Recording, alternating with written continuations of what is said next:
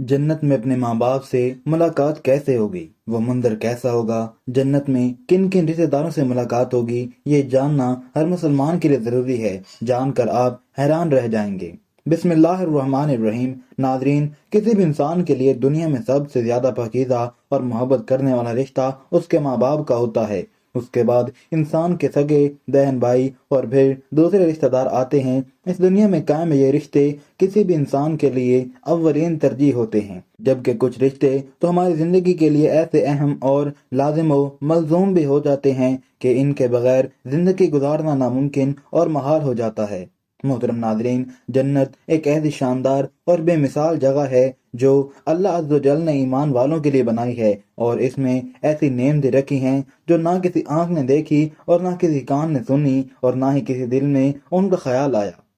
जन्नत के बारे में जो कुछ बयान किया जाता है वो सिर्फ समझाने के लिए होता है, वरना दुनिया की आला तरीन चीज का भी जन्नत की किसी नेमत से कोई मुकाबला नहीं। लेकिन अब सवाल ये है कि क्या इंसान की ना खत्म होने वाली जिंदगी यानी जन्नत में भी हमारे ये अहम और पाकीज़ा रिश्ते क्या हमारे साथ होंगे?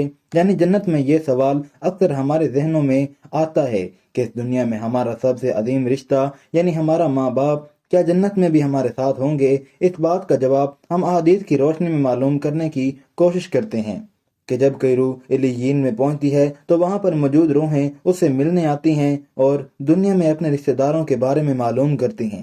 इस तरह से जब कोई इंसान मरने के बाद इल्लियीन में पहुंचता आता है, उसके रिश्तेदार उससे ऐसे मिलते हैं जैसे किसी दूर दराज से आने वाले मुसाफिर से मुलाकात की जाती है, और दोनों आपस में मिलकर बहुत खुश होते हैं। इरशाद बारी ताला है, ऐ मेरे बंदो, आज तुम पर ना कोई खौफ तारी होगा और ना तुम गमगीन होंगे। मेरे वो बंदे जो हमारी आयतों पर ईमान लाए थे और फर्माबरदार रहे थे, तुम भी और तुम्हारी बीवियां भी खुशी से चमकते चेहरों के साथ जन्नत में दाखिल हो जाओ।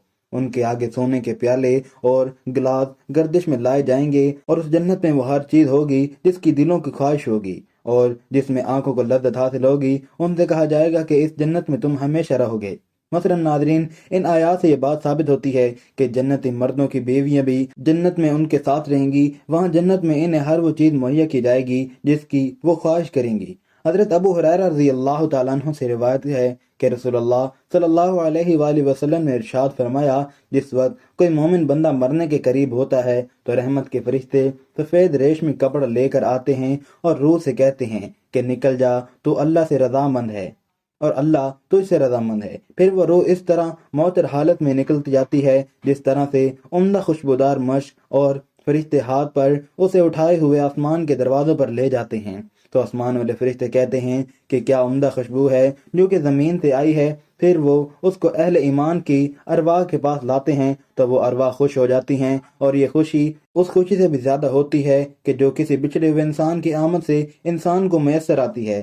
फिर वो पहले से मौजूद मोमिनीन इस नए आने वाले से दरियाफ्त करते हैं कि फलां आदमी कैसा है और फलां आदमी क्या हुआ, यानी जिस शख्स को दुनिया में छोड़ कर गए थे अब वो किस तरह के कामों में मशगूल हैं। और फिर इन्हीं में से चंद रूहें आपस में एक दूसरे से कहती हैं कि अभी ठहर जाओ और इसे छोड़ दो, क्योंकि ये दुनिया के गम में मुब्तला है।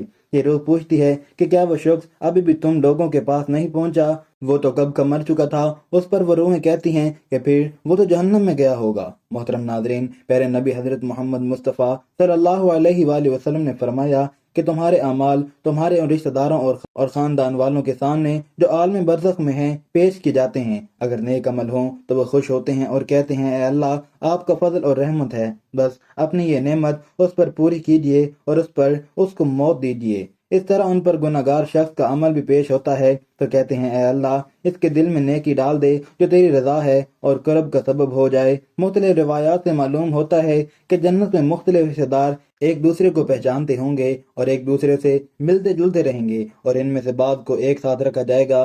सूरह तूर की आयत नंबर 21 में अल्लाह सुब्हानहू व तआला का फरमान है, और जो लोग ईमान लाए और उनकी औलाद ने भी ईमान में उनकी पैरवी की तो उनकी औलाद को हम उन्हीं के साथ शामिल कर देंगे और उनके अमल में से किसी चीज की कमी नहीं करेंगे। हज़रत इब्ने अब्बास रज़ी अल्लाह तआला अन्हु से मरवी है कि बेशक अल्लाह ताला मोमिन की आंखों को ठंडा करने के लिए उसकी औलाद को उनके असल मकाम बुलंद करके उसके पास उसके दर्जे में पहुंचा देंगे।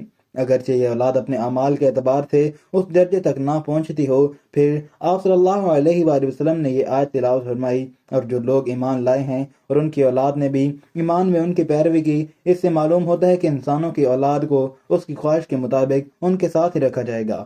جو لوگ جنت میں جائیں گے تو یقیناً یہ وہ لوگ ہوں گے جنہوں نے اس دنیا میں نیک اعمال کیے ہوں گے، جبکہ ایسے لوگ بھی ہوں گے جنہوں نے گناہ کیے ہوں گے لیکن اپنے گناہوں پر شرمندہ ہو کر اس دنیا میں ہی اللہ سے معافی مانگ لی ہو اور سچے دل سے توبہ استغفار کر لیا ہو، تو اللہ تعالیٰ ان کو معاف فرما کر جنت میں داخل کرے گا، جہاں اللہ عز و جل کی ہر خواہش پوری فرما دے گا۔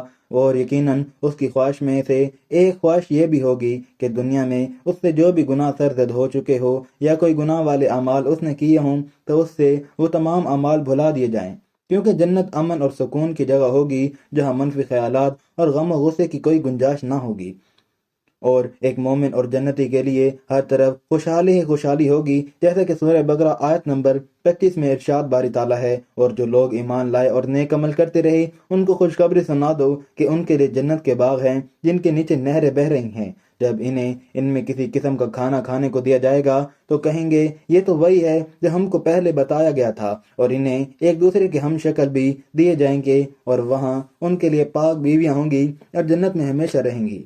محترم ناظرین، ایک اور حدیث میں ہے کہ رسول اللہ صلی اللہ علیہ وآلہ وسلم نے فرمایا، جب اہل جنت میں داخل ہوں گے اور ان میں کسی کو اپنے بھائیوں اور رشتہ داروں سے ملنے کی خواہش ہوگی تو اس کا بستر اسے اٹھا کر ان کے بستروں کے برابر پہنچا دے گا، اور پھر دونوں تکیہ لگا کر دنیا میں گزرے ہوئے دنوں کے بارے میں باتیں کرنے لگیں گے۔ ان میں سے ایک اپنے ساتھی سے کہے گا، اے فلاں، تمہیں یاد ہے کہ اللہ نے فلاں دن اور فلاں فلاں جگہ پر ہماری مغفرت فرمائی تھی، ہم نے اللہ سے دعا کی تھی اور اللہ نے ہمیں مغفرت کا پروانہ عطا فرما دیا تھا۔ رسول کریم صلی اللہ علیہ وآلہ وسلم کی مزاج مبارک کے بارے میں متعدد احادیث مبارکہ میں بیان کیا گیا ہے کہ آپ صلی اللہ علیہ وآلہ وسلم انتہائی شگفتہ مزاج تھے اور نرمی و محبت سے مسکرا کر بات کیا کرتے تھے، تاہم کئی بار آپ صلی اللہ علیہ وآلہ وسلم بے اختیار ہنس بھی دیتے، مگر یہ اس وقت ہوتا جب آپ صلی اللہ علیہ وآلہ وسلم آخرت کے حالات بیان فرما رہے ہوتے تھے۔ امام عسقلانی رحمۃ اللہ علیہ فرماتے ہیں، یہ کہا گیا ہے کہ آپ صلی اللہ علیہ وآلہ وسلم صرف آخرت کے امور میں ایسا کرتے تھے، اگر کوئی معاملہ دنیا سے متعلق ہوتا تو اس پر آپ صلی اللہ علیہ وآلہ وسلم صرف تبسم فرمایا کرتے تھے۔ آپ صلی اللہ علیہ وآلہ وسلم نے ایک بار صحابہ کرام کو یہ آگاہ کیا کہ روز محشر جب کسی کو جہنم سے نکال کر جنت میں بھیجا جائے گا تو اس کی حالت کیا ہوگی۔ اس پر آپ صلی اللہ علیہ وآلہ وسلم نے ہنس کر واقعے کا احوال بیان کیا۔ بخاری شریف اور مسلم شریف میں یہ واقعہ متفقہ حدیث مبارکہ یوں بیان کی گئی ہے۔ حضرت عبداللہ بن مسعود رضی اللہ تعالیٰ عنہ سے روایت ہے کہ حضور نبی اکرم صلی اللہ علیہ وآلہ وسلم نے فرمایا، مجھے اچھی طرح معلوم ہے کہ سب سے آخر میں جہنم میں کون نکالا جائے گا، یہ سب سے آخر میں کون جنت کے اندر داخل ہوگا۔ یہ آدمی اپنے جسم کو گھسیٹتا ہوا جہنم سے باہر نکالے گا، چنانچہ اللہ تعالیٰ اس سے فرمائے گا، جا جنت میں داخل ہو جا۔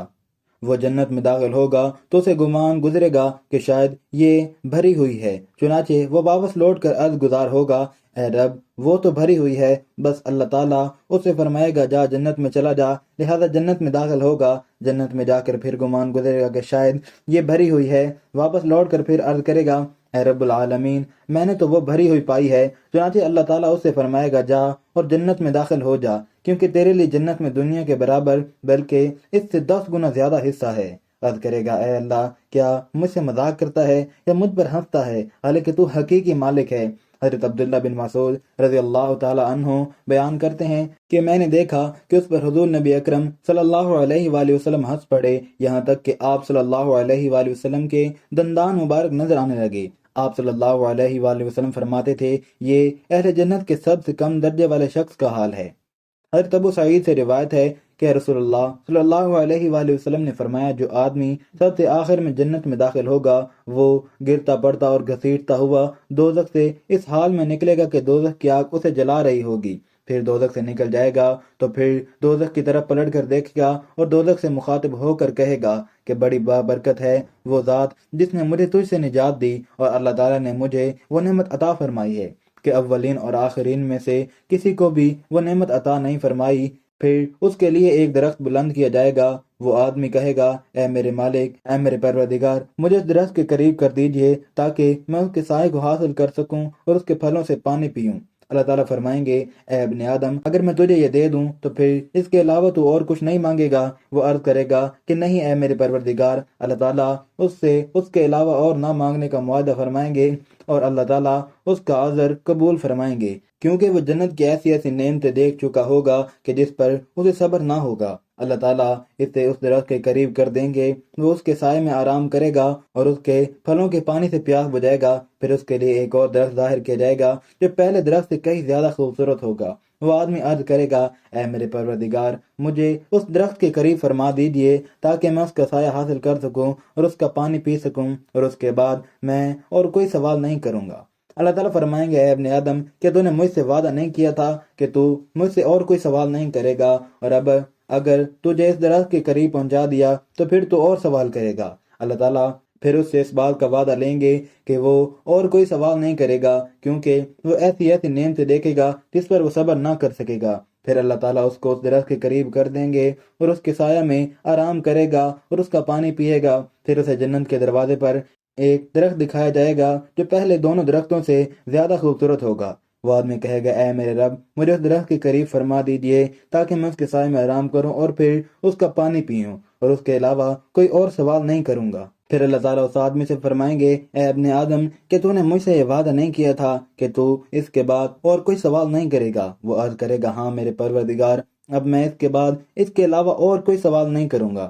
پھر اللہ تعالیٰ اسے عطا کر دے گا۔ اس کے بعد وہ جنت کی ایسی نعمتیں دیکھے گا جس پر وہ صبر نہیں کر سکے گا۔ پھر اللہ تعالیٰ اسے اس درخت کے قریب کر دیں گے۔ جب وہ اس درخت کے قریب پہنچے گا تو جنت والوں کی آواز سنے گا، تو وہ پھر عرض کرے گا اے میرے رب مجھے اس میں داخل کر دے۔ تو اللہ تعالیٰ فرمائیں گے اے ابن آدم تیرے سوال کو کون سی چیز روک سکتی ہے کہ تو اس پر راضی ہے کہ تجھے دنیا اور دنیا کے برابر دے دیا جائے؟ وہ کہے گا اے رب العالمین تم مجھ سے مذاق کرتا ہے۔ یہ حدیث بیان کر کے حضرت عبداللہ رضی اللہ تعالی عنہ ہنس پڑے اور لوگوں سے فرمایا کہ تم مجھ سے کیوں نہیں پوچھتے کہ میں کیوں ہنسا؟ لوگوں نے کہا آپ کس وجہ سے ہنسے؟ فرمایا رسول اللہ صلی اللہ علیہ وآلہ وسلم اسی طرح ہنسے تھے۔ فرمایا اللہ رب العالمین کے ہنسنے کی وجہ سے جب وہ آدمی کہے گا کہ آپ رب العالمین ہونے کے باوجود مجھ سے مذاق فرما رہے ہیں، تو اللہ تعالیٰ فرمائے گا کہ میں تجھ سے مذاق نہیں کرتا، مگر جو چاہوں کرنے پر قادر ہوں۔ اللہ عز و جل سے دعا ہے کہ ہمیں بھی اس دنیا کی آزمائش میں کامیابی و کامرانی عطا فرما کر جنت میں داخل فرمائے اور ہمارا خاتمہ ایمان پر فرمائے، آمین۔ ناظرین یہ تھی ہماری آج کی ویڈیو، اچھی لگی ہو تو ویڈیو کو لائک کریں، شیئر کریں، چینل کو سبسکرائب کریں اور کمنٹ باکس میں اللہ تعالیٰ کے 99 ناموں میں سے ایک نام ضرور ٹائپ کریں۔ اگلی ویڈیو تک کے لیے دیجیے اجازت، اللہ حافظ۔